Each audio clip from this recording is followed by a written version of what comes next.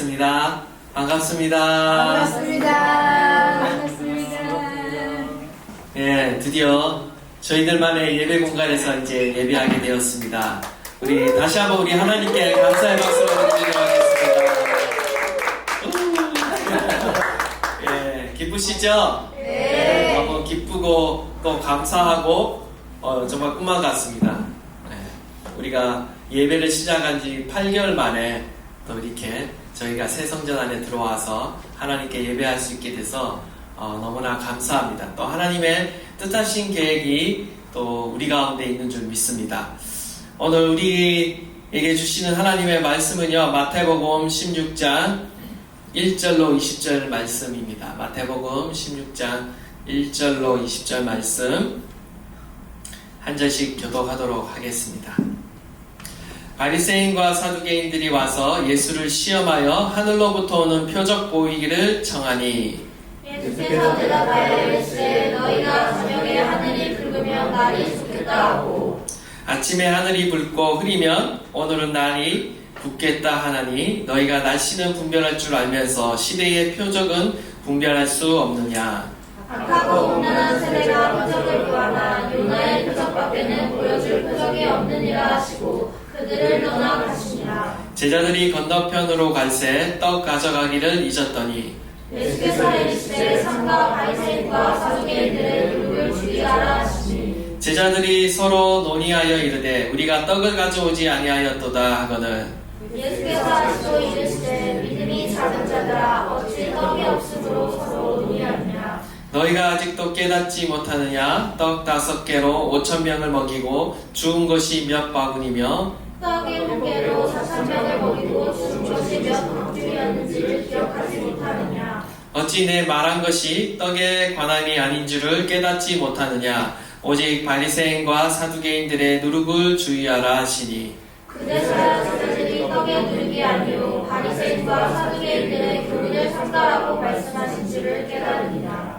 예수께서 빌립보 가이사라 지방에 이르러 제자들에게 물어 이르시되 사람들이 인자를 누구라 하느냐. 이르되 거라는 세례와 거라는 엘리야 어떤 이는 예레미야나 선지자 중에 하나라 하나이다. 이르시되 너희는 나를 누구라 하느냐. 시몬 베드로가 대답하여 이르되 주는 그리스도시요 살아계신 하나님의 아들이시니이다. 예수께서 대답하여 이르시되 바요나 시몬아 내가 복이 있도다. 이를 내게 알게 하는 이는 혈육이 아니요 하늘에 계신 내 아버지이시니라. 또 내가 내게 이르노니 너는 베드로라. 내가 이 반석 위에 내 교회를 세우리니 등부의 권세가 이기지 못하리라. 내가 천국 열쇠를 내게 주리니 내가 땅에서 무엇이든지 매면 하늘에서도 매일 것이요 내가 땅에서 무엇이든지 풀면 하늘에서도 풀리리라 하시고, 이에 제자들에게 경고하사 자기가 그리스도인 것을 아무에게도 이르지 말라 하시니라. 아멘. 예, 팔로운 교회가 정말 8개월 만에 또 이렇게 성전에 들어서게 됐는데요. 정말 그 하나하나가 하나님의 은혜이며 하나님의 기적인 것 같습니다.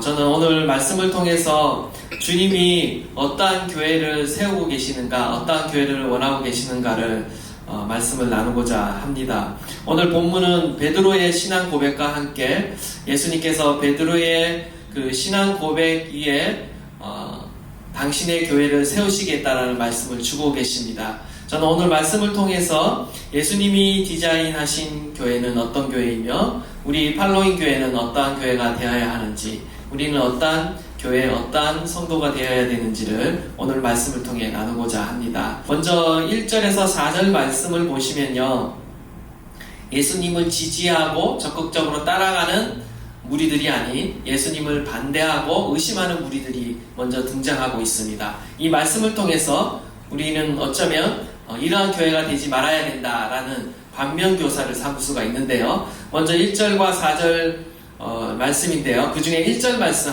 다시 한번 읽도록 하겠습니다. 시작. 바리새인과 사두개인들이 와서 예수를 시험하여 하늘로부터 오는 표적 보이기를 청하니. 먼저 1절에서 4절 말씀을 보시면요, 바리새인과 사두개인이 등장을 합니다. 그래서 예수님에게 하늘로부터 내려오는 표적을 구합니다. 예수님이 정말 메시아이신지, 그러면 메시아라면 표적을 보여달라고 말씀을 하고 있는 거죠. 그들이 가진 질문은요, 항상 예수님은 누구이신가? 라고 의심하고 있다는 것입니다. 그래서 예수님의 정체성에 대해서 그것을 증명할 수 있는 표적을 보이라 라고 말씀하고 있다는 것이죠. 예수님의 대답은요, 하늘과 날씨, 즉 자연현상을 언급하시면서 날씨의 징조는 너희가 잘 이렇게 분별하면서 어떻게 시대의 징조는 잘 분별하지 못하느냐라고 꾸짖습니다. 그러면서 이 표적을 구하는 이들을 향해 악하고 음란한 세대라라고 말씀을 하고 있죠. 우리가 잘 이 본문을 들여다보면요, 이들이 정말 믿기 위해서 예수님께 표적을 구하고 있는 것이 아님을 알 수가 있습니다. 시험하기 위해서, 예수님을 시험하기 위해서 또 다른 표적을 구하고 있다는 것을 우리가 보게 됩니다. 이미 보여준 기적들을 보고도 믿지 않는 사람들은요, 다른 기적을 보여줘도 믿지 않는다는 것입니다. 그들의 마음은요, 이미 정해져 있습니다. 사실 답이 정해져 있어요. 고정관념으로 딱 답이 정해져 있어요. 예수님을 인정하지 않고 있고요, 믿지 않을 이유들을 찾고 있는 거예요. 믿기 위해서 표적을 구하고 있는 것이 아니라 오히려 어쩌면 그들의 마음 안에 정답은 정해져 있고 믿지 않을 이유들을 자꾸 찾고 있는 것이죠. 지금 예수님을 배척하는 이 바리새인과 서기관들은요, 종교 지도자들이라는 것을 우리가 유념하셔야 됩니다. 성경 말씀을 누구보다도 잘 알고 있고 예수님에 대한 예언의 말씀을 또 잘 알고 있는 사람들이에요. 뿐만 아니죠, 종교적으로 굉장히 신앙이 열심히 있는 사람이에요. 금식이나 기도 생활이나 어느 거 하나 남 부럽지 않고 빠지지 않는 사람들이라는 거죠. 그러나 정작 그들이 그토록 오랫동안 기대하고 있던 그 메시아를 지금 알아보지 못하고 있다라는 사실입니다. 굉장히 역설적입니다. 말씀도 잘 알고 있고 신앙생활도 잘하고 있는데 정작 예수님 메시아를 알아보지 못하고 있다. 무엇이 잘못되었을까? 오늘 본문을 보면 하늘로부터 오는 표적을 구하고 있습니다. 사실 예수님은 이미 여러 가지 많은 말씀과 표적을 통해서 예수님이 그리스도이신 것을 사실 행동을 통해서, 기적을 통해서, 치유를 통해서 이미 증거하셨어요. 그럼에도 불구하고 이들은 예수님은 누구신지 또 질문을 던지고 있다는 거죠. 그러면서 또 다른 표적, 지금까지 보여준 표적을 인정하지 않고 또 다른 표적을 구하고 있다는 것입니다. 사실 구약에서 하나님께서는 당신의 종들을 통해서 많은 일들을 행하시는데 그러면서 사실 많은 표적, 하늘로부터 오는 많은 표적들을 사실 보여주셨습니다. 구약의 많은 성경의 선지자들이 수많은 기적과 표적을 보여주는데 그것 가운데 하늘로부터 내려오는 많은 표적들이 있었습니다. 예를 들면 모세도 어떤 표적을 보여줍니까? 하늘로부터 양식이 내리는, 만나가 내리는 표적을 보여주고 있고요. 엘리야도 마찬가지죠. 엘리야가 기도했을 때 어떤 기적이 일어나나요? 하늘로부터 불이 떨어지는 기적. 누구도 부인할 수 없는 하나님의 기적인 것이죠. 여호수아도 어떤 기적을 보여주냐면요, 하나님의 종으로서 어떤 기적을 보여주느냐, 기도했을 때 하늘에 태양이 멈추는 기적을 또 보여주죠. 이처럼 하늘로부터 오는 많은 기적들이 있었다라는 겁니다. 어쩌면 이들은요, 지금 예수님에게 기대하는 어떤 표적과 기적이 있을 수 있습니다. 하늘로부터 오는 어떤 표적을 기대하고 있다는 것이죠. 그들은 예수님을 어떤 메시아로 기대하고 있었냐면 성경이 말하고 있는 온 인류의 죄를 사하는 구세주로서의 어떤 메시아가 아니라 바로 자신들이 기대하고 있는 메시아, 마치 다윗 왕과 같이 어떤 정치적, 군사적인 메시아. 그래서 다윗 시대의 그 영광, 주변 나라들을 다 정복하고 평화의 시대를 국가했던 그 이스라엘의 영광을 국가했던 그 시대의 영광을 그들은 기대하고 있다는 거예요. 어떤 메시아를 기대하느냐? 바로 정치적인 메시아, 군사적인 메시아를 기대했다라는 것입니다. 그 기대에 벗어난 예수님을 바라보면서 항상 의문을 갖는 겁니다. 과연 저분이 우리가 기대하고 기다렸던 그 메시아인가? 의심하며 계속 바라보고 있다라는 것이죠. 어쩌면 예수님에게 기대하고 있는 그 기적은요, 하늘로부터 오는 그 표적은요, 바로 하늘의 군대와 관련이 있습니다. 성경에 보면 어떤 전쟁 가운데 천군과 천사가 나타나서 그 전쟁을 돕고 승리로 이끄는 경우를 보게 되는데, 바로 이 메시아이신 예수님으로부터 기대하는 기적은 어쩌면 이런 기적을 기대했을 것입니다. 하늘의 군대인 천군 천사가 내려와서 이 메시아이신 예수님과 함께 로마 정부를 정복하고 주변 국가를 완전히 이렇게 제압하는 어떤 군사적인 메시아로서의 그 예수님과 그런 표적을 기대했다라는 것이죠.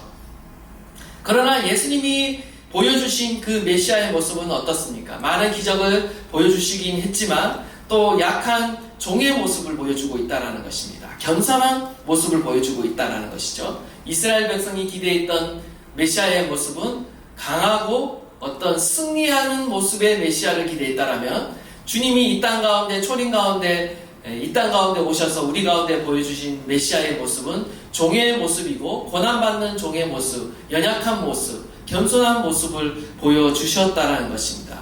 심지어 종들이라 하는 일을, 제자들의 발을 씻기는 일을 하셨고요. 또한 인간들에게 고난을 받으시고 저주받은 십자가에 달려 죽기까지 낮아지시는 그런 모습을 어쩌면 인간들의 입장, 세속적인 입장에서 보면 무기력한 모습을 보여주셨다라는 것입니다. 믿을 수 없는 것이죠. 그리고 인정할 수 없는 것입니다. 자신들이 생각하고 자신들이 품고 있는 그 메시아의 이상적인 모습과는 너무나 다른 반대의 모습을 예수님이 보여주고 계시는 것입니다. 지금 그들이 믿기 원하는 그 메시아상과 실제 그들 가운데 와 계신 메시아의 모습이 달랐다는 것입니다. 구약의 예언대로 메시아를 기대한 것이 아니라 자신들의 필요에 맞는 그 메시아상을 고집했다라는 것입니다. 내가 원하는 메시아상, 내가 원하는 예수님의 표적, 내가 원하는 예수님의 어떤 기도 응답들을 바라보고 있었다라는 것이죠. 어쩌면 우리의 신앙도 마찬가지예요.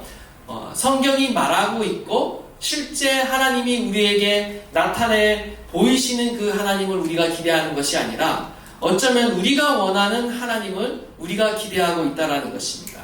우리의 신앙 가운데, 우리의 교회 가운데 우리가 이러한 함정에 빠질 수 있다라는 것입니다. 내가 원하는 하나님의 모습을 마치 우상처럼 세워놓고 나의 성공과 나의 행복을 위해, 내가 정해놓은 어떤 정답을 위해 우리는 기도하고 있고 그런 하나님을 기대하고 있다라는 겁니다. 하나님이 내 삶의 주인이 아니라 어쩌면 우리는 내 삶의 내가 주인이 돼서 마치 하나님은 보조 역할을 하고 나를 돕는 분으로만, 서브로만 생각한다라는 겁니다.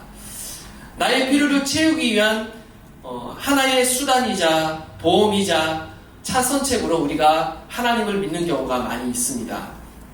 내가 만들어 놓은 하나님, 그리고 시대와 세상의 가치관으로 만들어진 그 하나님을 우리가 믿는 경우가 많이 있다라는 것입니다. 성경이 말하고 있는 그대로의 하나님, 말씀 그대로이신 예수님, 절대 주권을 가지신 그 예수님을 우리가 믿어야 될 줄 믿습니다. 우리가 날마다 말씀을 듣고 또 말씀을 읽고 묵상하고 배우는 것은요, 내가 원하는 그 하나님을 찾기 위해 그 말씀을 보는 것이 아니라 오히려 내 안에 존재하고 있는 잘못된 우상을 무너뜨리고 하나님이 어떠한 분이신가를 우리가 바르게 배워서 그분을 믿고 따라가기 위해 사실은 말씀을 보고 묵상하고 우리가 듣는 것이죠. 원하기는 우리 팔로잉 교회가요, 우리가 원하는 하나님을 구하는 교회가 아니라 정말 하나님 그대로이신, 말씀 그대로이신, 정말 하나님 그대로이신 그분을 우리가 믿고 섬기며 예배하며 따라가는 저와 여러분 되시기를 간절히 축원합니다. 우상을 만들어 놓고 하나님을 섬기는 것이 아니라 우리의 우상을 버리고 우리의 고정관념을 버리고 하나님 말씀이 계시하고 있고 성령 하나님이 우리에게 가르치시는 그 하나님을 따라가는 그러한 교회가 될 수 있기를 간절히 바라는 것입니다. 잘못된 또 교회의 상 중 하나는요, 율법주의와 형식주의에 빠진 교회입니다. 첫 번째가 표적만을 구하는 교회였다면 그 표적이라는 것은 우리가 원하는 표적이겠죠. 두 번째는 바로 율법주의와 형식주의에 빠진 교회가 있습니다. 5절에서 12절에 보면요. 먼저 5절과 6절 말씀입니다. 우리 5절과 6절 말씀 보면요. 제자들이 건너편으로 갈새 떡 가져가기를 잊었더니 예수께서 이르시되 삼가 바리새인과 사두개인들의 누룩을 주의하라고 말씀하십니다. 예수님이 제자들에게 바리새인과 사두개인의 누룩을 조심하라고 이렇게 말씀을 하니까 제자들이 우리가 빵을 가져오지 않았구나 라고 이렇게 오해하는 장면이 나옵니다. 육신의 빵을 잊어버린 줄 알고 걱정을 하게 되는 것이죠. 제자들은 여전히 예수님의 말씀과 의도를 파악하지 못하고 있습니다. 그래서 예수님이 말씀하시죠. 아직도 내가 누구인지를 모르느냐라고 말씀하시면서 오병이어 여사를 말씀하십니다. 떡 5개로 5,000명을 먹이고 또 떡 7개로 4,000명을 먹이셨던 그 사건을 언급하면서 생명의 주인이신 살아계신 하나님을 알아보지 못하는 제자들을 또 이렇게 꾸짖는 모습을 보게 되는 것이죠. 여기서 누룩은요, 바로 바리새인과 사두개인들의 가르침, 교훈을 의미하는 것입니다. 잘못된 성경 해석과 전통에서 나오는 잘못된 가르침을 지금 경고하고 있는 것이죠. 인간의 가르침을 경고하고 있습니다. 마치 하나님의 말씀을 가르치고 있지만, 가르친다고 말하고 있지만, 겉의 모양은 하나님의 말씀을 가르치는 것 같지만, 인간들의 전통과 가치관이 담긴 그러한 말씀을 가리키고 있다라는 것입니다. 바리새인들이 가지고 있던 이런 위선적인 신앙, 형식주의적인 신앙, 어떤 율법주의적인 이 신앙을 하나님께서는 경고하고 계시는 것입니다. 보시면 사두개인들이 등장하고 있는데요. 사두개인들은요, 심지어 부활도 믿지 않고 천사도 믿지 않고 내세도 믿지 않던 자들입니다. 지극히 현실주의자들이고 세속주의자들이었다라는 거예요. 이렇게 종교 지도자들 안에는요, 극단적인 두 부류가 있었습니다. 하나는 지극히 형식적이고 율법주의고 어떤 그 외식주의자들이 겉으로 보기에는 굉장히 종교적인 열심이 극심했던 그런 자들이 있었고요. 또 한 부류는 세속적인 자들이 있었다라는 것입니다. 굉장히 현실주의고 세속주의적인 자들이 있었다라는 것입니다. 우리가 만약 지금 형식주의적인 그런 신앙생활을 하고 있다, 위선적인 신앙생활을 하고 있다, 겉으로 보기에는 경건한 모습인데 속으로는 온갖 세속적이고 세상적인 탐욕과 우상으로 가득 찬 겉과 속이 다른 그런 신앙생활을 하고 있다라면 우리는 이미 바리새인의 누룩에 물들어 있는 것이죠. 사두개인의 누룩에 물들어 있는 것입니다. 우리가 율법주의적인 어떤 그 신앙 가운데 빠져서 자기의와 어떤 자기 공로를 자랑하고 나의 의의 기준으로 다른 사람을 판단하고 정죄하는 신앙 가운데 빠져 있다라면 이 역시 우리가 바리새인적인 신앙관에 빠져 있다라고 볼 수가 있겠습니다. 또한 그것뿐만이 아니죠. 겉으로는 경건한 생활을 하고 있으나 또 세상적으로 볼 때는 이미 세상의 가치관을 따라가고 살아가고 있는 그런 신앙이라면 우리의 신앙은 이미 죽은 신앙이요, 옛날 과거의 신앙에 머물고 있다라는 것입니다. 이런 신앙이 위험한 이유는요, 항상 과거를 기억하고 과거의 신앙을 자랑한다라는 것입니다. 과거에 내가 주님 앞에 열심히 가졌던 그 시절과 그 옛날의 어떤 영광과 내가 지금까지 교회를 위해 어떤 하나님을 위해 해왔던 그런 업적들을 자랑만 하지 지금 살아계신 하나님과 어떤 친밀한 교제를 나누지 못한다라는 거예요. 형식적인 신앙이라는 거죠. 우리가 이런 신앙 가운데 빠져 있을 수 있습니다.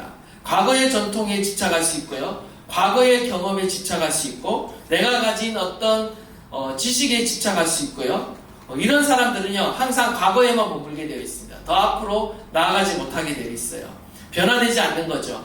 이미 충분하다고 여기고 안주하는 신앙 가운데로 들어간다라는 것입니다. 그렇기 때문에 우리가 어떻게 돼야 되느냐, 우리의 마음이, 우리의 영이 날마다 새로워져야 된다는 거예요. 날마다 개혁되어야 되고요, 날마다 변화되어야 된다는 것입니다. 마음을 새롭게 함으로 우리의 신앙과 우리의 믿음이 변화되어야 된다는 것입니다.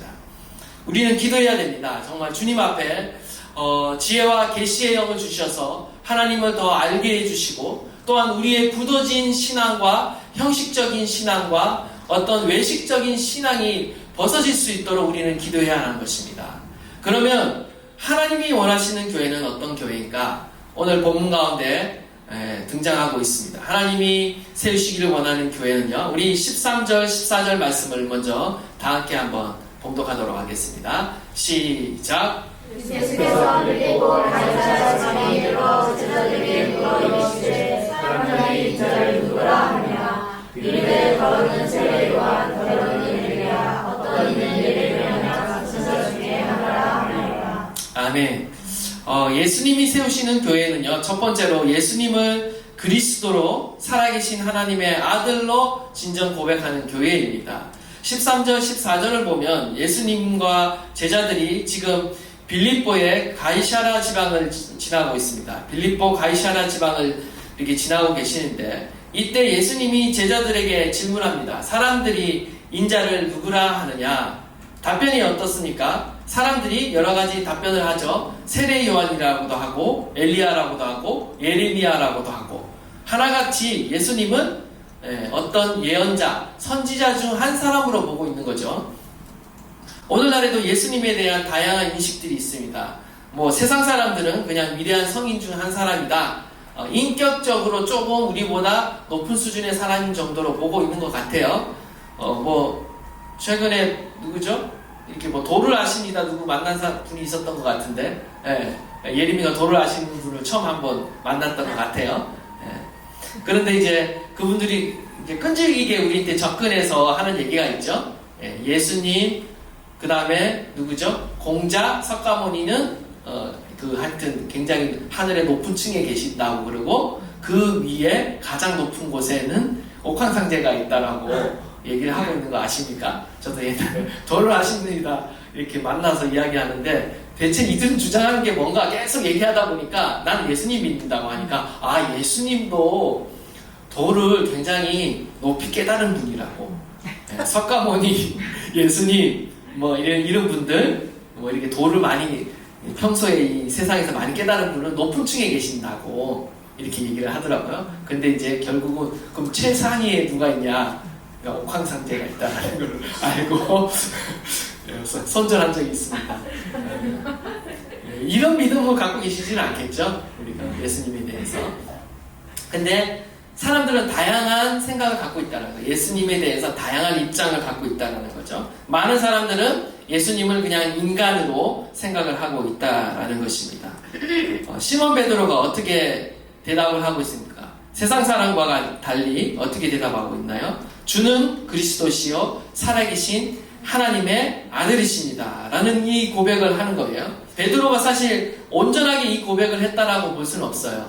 물론 어느 정도는 깨달았지만 성경을 보면 이거는 성부의 능력, 성부 하나님 아버지의 능력으로 깨달은 것입니다. 하나님의 계시로 예수님의 정체를 정확하게 이렇게 말하고 있는 것을 보게 되는데요.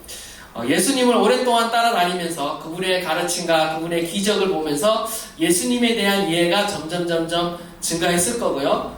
마침내 주님을 하나님의 아들로 고백할 수 있는 그 수준에 이르게 되었습니다.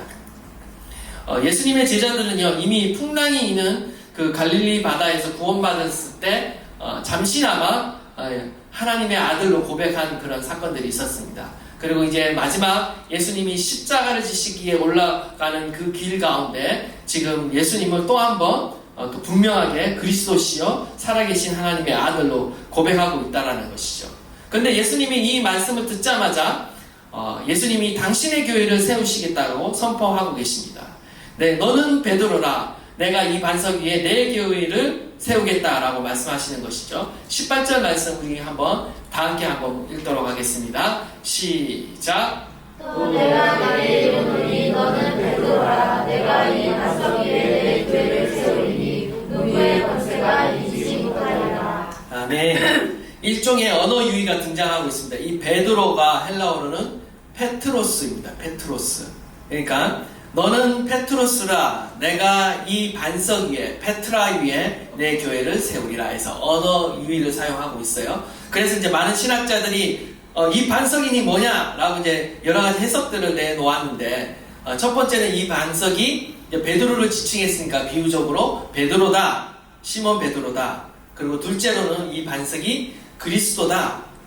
세 번째는 이 반석이 사도들이다. 그리고 네 번째는 우리가 너무나 잘 알고 있는 베드로의 신앙 고백이다 라고 이렇게 볼 수가 있죠. 이 의미들이 조금씩 다 있습니다. 우리 시편 118편 22절 그리고 에베소서 2장 20절 말씀인데 우리 다 함께 봉독하도록 하겠습니다. 시작. 건축자가 버린 돌이 지 모퉁이의 머리돌이 되었나니 너희는 사도들과 선지자들의 터 위에 세우심을 입은 자라. 그리스도 예수께서 친히 모퉁이 돌이 되셨느니라. 아멘. 건축자가 버린 돌, 이 모퉁이 돌이 예수님을 지칭하죠. 그래서 교회의 머릿돌 대신 모퉁이 돌 대신 그 예수님을 이렇게 어떤 돌로 표현했기 때문에 이 반석이라는 것은 사실 성경 시편이나 여러 말씀 가운데 반석은 하나님을 지칭하는 비유로 많이 사용되었습니다. 그래서 이 반석이 예수님이다, 그리스도다 라는 해석이 일단 나오고요. 또 에베소서 2장 20절 말씀처럼 사도들과 선지자들의 터 위에 교회가 세워졌다라는 이 말씀을 통해서 또 이 반석은 베드로뿐만 아니라 사도들의 터, 그 가르침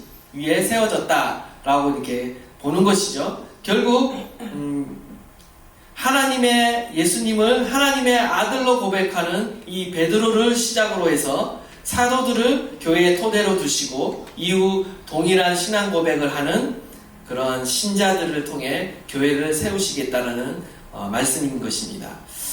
예수님이 그리스도이시며 이 살아계신 하나님의 아들이라는 이 고백은요 너무나도 귀한 고백이고 강력한 고백입니다. 이 고백을 하느냐 마느냐에 따라 구원이 갈리고 우리의 운명이 바뀔 정도로 위대한 고백인 것이죠. 먼저 그리스도라는 것은 우리가 잘 알고 있듯이 기름 부음을 받은 자라는 뜻입니다. 구약에서 기름 부음은 왕과 제사장 그 다음에 선지자가 기름 부음을 받았죠. 결국 예수님이 왕과 대제사장 선지자의 그 역할을 감당하실 구원자이심을 나타내고 있고요. 예수님의 직무를 나타내고 있죠. 이 땅 가운데 행하시는 예수님의 일을 나타내고 있습니다. 계속해서 살아계신 하나님의 아들이다 라고 말씀하고 있는데 바로 살아계신 하나님의 아들이라는 것은 스스로 영원토록 자존하시는 분이라는 거죠. 특별히 이 살아계신 하나님의 아들이라는 고백은요 너무나 중요한 고백입니다. 왜냐하면 그 당시의 문화가 어떠한 문화입니까? 바로 다신교의 문화이라는 거죠. 신이 하나가 아니라 민족마다 나라마다 다 신이 있었다라는 것입니다. 다신교의 그 문화의 배경하에서 살아계신 하나님이라는 이 고백은요 어떤 고백이냐면요 다름 아닌 이방의 모든 신들은 다 죽었다라는 겁니다. 오직 살아있는 신은 하나님 한 분밖에 없다라는 그러한 고백인 거예요. 하나님만이 진정한 신이고 나머지는 다 가짜 신이라는 거예요. 죽어있는 우상에 불과하다라는 그 표현이 이 표현 가운데 이 고백 가운데 있고요. 흥미롭게 지금 이 제자와 예수님이 지나가고 계신 곳이 어디입니까? 바로 가이사랴 빌립보라는 지역인데 이 지역은 가나안의 바알신 판을 숭배하던 장소였습니다. 바로 그곳 가운데 우상 숭배지 그 도시 가운데 지금 살아계신 하나님의 아들 예수를 고백하고 있다는 것은 예수님만이 진정한 살아계신 하나님이십니다라는 그 고백을 지금 드리고 있는 거예요. 그 우상 숭배의 한 복판 가운데서 이 고백을 하고 있다는 것입니다.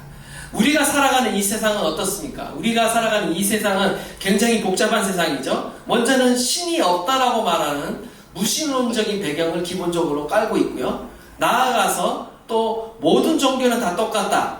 방법만 다를 뿐 모두 구원에 이른다라는 다원주의적인 또 배경을 또 깔고 있습니다. 뿐만 아니라 우리 인간이 신이다 라고 믿는 범우주론적인 또한 그런 어떤 배경을 가지고 있습니다. 근데 이러한 세계관 속에서 우리가 살아가고 있는데 이러한 세계관 속에서 하나님만이 유일한 신이다. 살아계신 하나님이다. 예수님만이 유일한 구원자가 되신다. 예수님이 살아계신 하나님의 아들이다 라는 이 고백은요 저항에 부딪힐 수밖에 없다는 거예요. 충돌할 수밖에 없다는 것입니다. 세상 가운데 이런 고백을 여러분이 자랑스럽게 하고 드러낼 수 있다는 것은요 세상 사람과 또 충돌을 가져올 수밖에 없다라는 것입니다.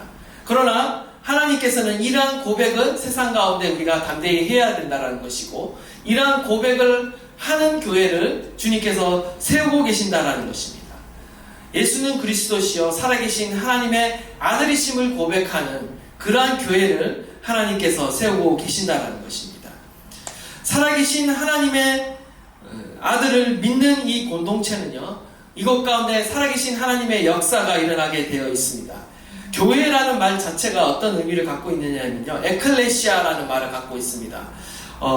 칼레오, 부르다라는 말과 에크, 뭐뭐로부터, 그러니까 세상으로부터 우리를 불러냈다라는 거예요. 거룩한 하나님의 백성으로 불러냈다라는 것입니다. 그것이 바로 에클레시아, 교회인데요, 저와 여러분은요, 세상과 구별되어야 됩니다. 세상과 구별된 사람으로 우리를 불렀고요, 또 세상 가운데 살아계신 하나님은 반대로 증명해내고 증거하고 그러한 삶을 살아가도록 우리를 부르셨다라는 것입니다.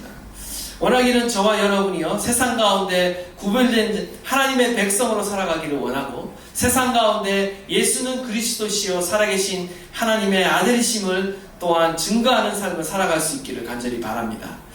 두 번째로 주님이 세우시는 교회는요, 음부의 권세를 이기는 교회입니다. 우리 18절 말씀을 다시 보시면 주님께서 내 교회를 세우시는데 어떤 교회인가? 음부의 권세가 이기지 못한다 라고 말하고 있습니다.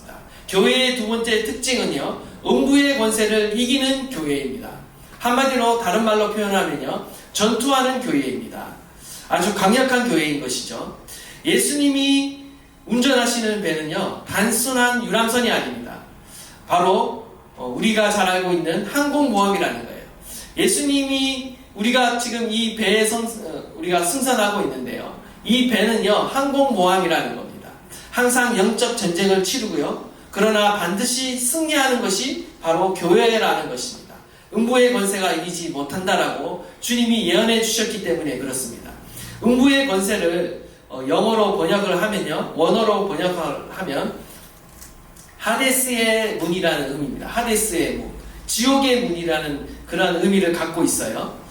고대 사회에서 어떤 적들을 정복하기 위해서는, 상대방을 정복하기 위해서는, 원수들을 정복하기 위해서는요, 그 성을 정복해야 되는데, 성을 정복하기 위해서 가장 중요한 것은 문입니다. 문이 정복되고 문이 무너지면 그 문을 통해 성으로 들어가게 되고 그 성을 정복하게 되어 있어요. 그래서 가장 중요한 것이 바로 문입니다.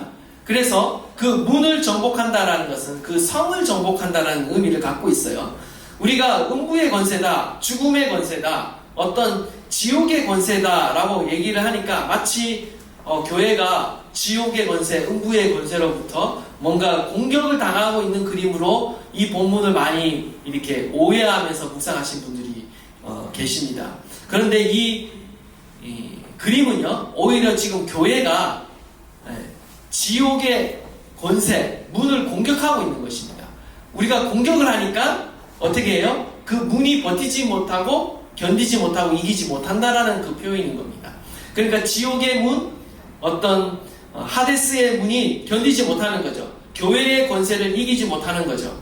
그래서 지금 교회가 지옥의 문들을 공격하고 있는 그림으로 이 본문을 보셔야 한다는 것입니다.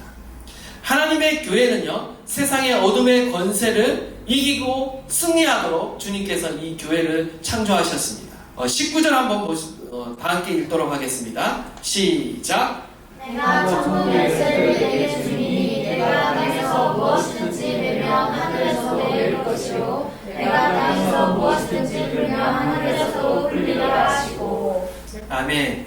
이어서 주님께서는 무슨 말씀을 하시냐면요, 천국 열쇠를 또한 주신다라고 말씀하시는데, 이 천국 열쇠는요, 이사야 선지자의 예언을 반영하고 있습니다.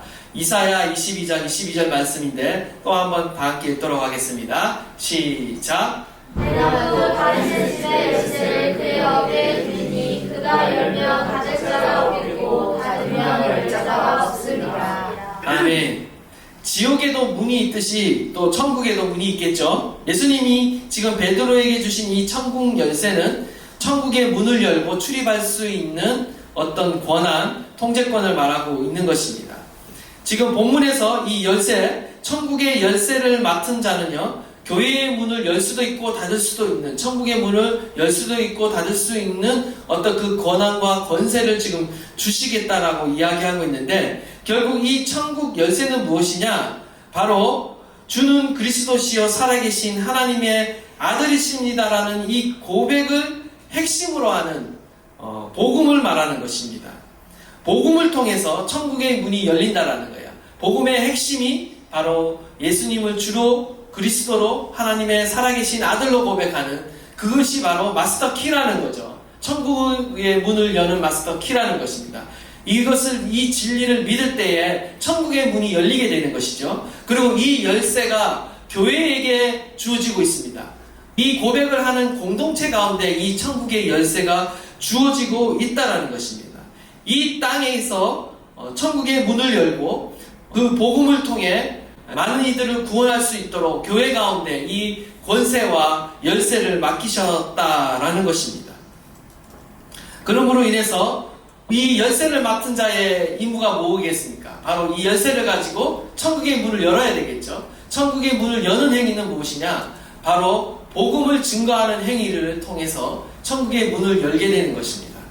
하늘이 열리고 천국에 그 문이 열리는 역사는요, 바로 이 복음을 맡은 저와 여러분이 교회가 세상을 향해 이 키를 사용해야 되는 거죠. 복음을 증거하는 일을 통해서 믿는 자들이 증가되고 그 믿음을 통해 다시 교회의 문으로, 천국 문으로 들어오게 되는 것입니다. 교회에게 이러한 놀라운 사명과 권세를 주님께서 주고 계신다는 거예요. 근데 오늘 이 본문을 보면 메고 푸는 역사가 교회 가운데 주어져 있습니다. 또 하나의 권세가 주어져 있는데 마태복음 18장 18절과 19절 말씀 우리가 한번 다 함께 읽도록 하겠습니다. 시작! 진실로 너희에게 이르노니 무엇이든지 너희가 땅에서 매면 하늘에서도 매일 것이요 무엇이든지 땅에서 풀면 하늘에서도 풀리리라. 진실로 다시 너희에게 이르노니 너희 중에 두 사람이 땅에서 합심하여 무엇이든지 구하면 하늘에 계신 내 아버지께서 그들을 위하여 이루게 하시리라.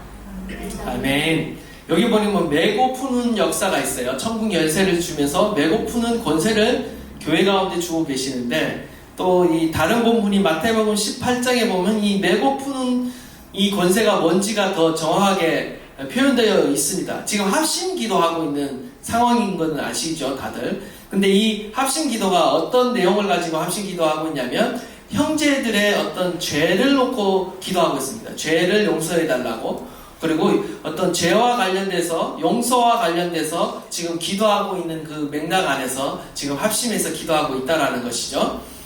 예수님께서는 이 땅의 모든 성도들에게 이 메고 푸는 그 권세를 주셨습니다. 기도를 통해 합심해서 우리가 예배하고 기도할 때 하늘의 문이 열리고 또 어떤 악한 권세를 묶고 하는 그 모든 권세를 우리에게 주셨어요. 또 죄인들이 회개하고 해방돼서 주님 앞에 돌아오게 하는 그 역할도 이 기도의 가운데, 권세 가운데 있다라는 것입니다. 맨다라는 것은 우리가 이 땅 가운데서 주님을 향해 기도할 때, 이 권세를 가지고 기도할 때 누군가가 묶였던 자가 해방되고 풀려나게 되는 것이죠. 죄 가운데 빠져있는 자가 그 죄 가운데서 해방돼서 하나님 앞에 돌아오게 되는 것이고요. 저주 가운데 있는 자가 그 저주 가운데서 해방돼서 주님 앞에 돌아오게 되는 것입니다. 누군가를 우리가 축복한다면 그것 가운데 축복이 흘러가는 것이죠. 우리는 죄인들을 하나님께 돌이키고 저주받은 인생을 살아가는 사람들을 그 저주 가운데서 풀어주고, 또한 죄와 질병과 악한 영에게 고통받는 그 영혼들을 그 죄와 질병과 더러운 영의 압제로부터 풀어주는 그 일을 우리가 해야 한다는 것입니다. 바로 교회가 또 믿는 우리들이 해야 될 일인 줄 믿습니다. 교회는 하늘에 속해 있고 하늘나라로 사람들을 인도해야 될 사명이 바로 저와 여러분 가운데 있는 것입니다. 그리고 그 권세를, 그 키를 우리에게 이미 주셨다라고 주님은 말씀하고 있는 것입니다. 세상에 아무리 강력한 음부의 문이 있다 할지라도요, 우리는 함께 기도함으로 그 문을 박살낼 수 있는 거예요.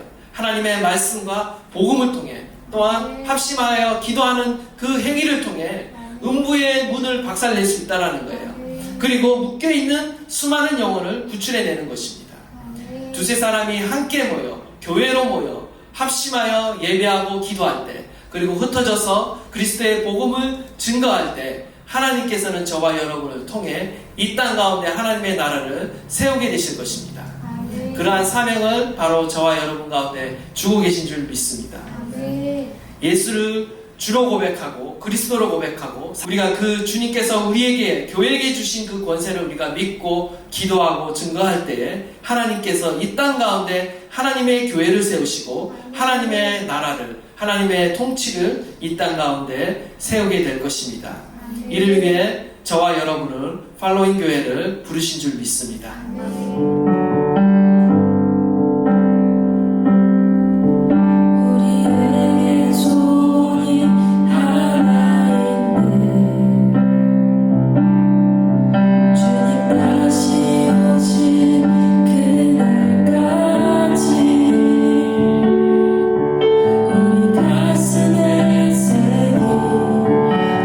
십자가 사랑 날 교회를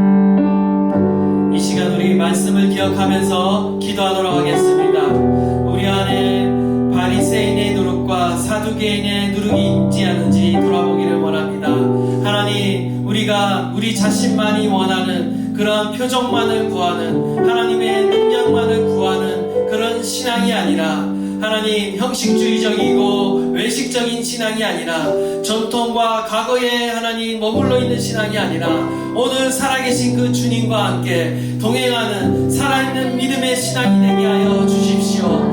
예수님을 그리스도요 살아계신 하나님의 아들로 진정으로 고백하고, 세상 가운데도 고백하며 삶으로도 고백하는 그런 믿음의 고백이 있는 신앙이 되게 하여 주십시오. 우리 가운데 천국 열쇠를 주셨습니다. 하나님 기도의 권세를 주셨습니다.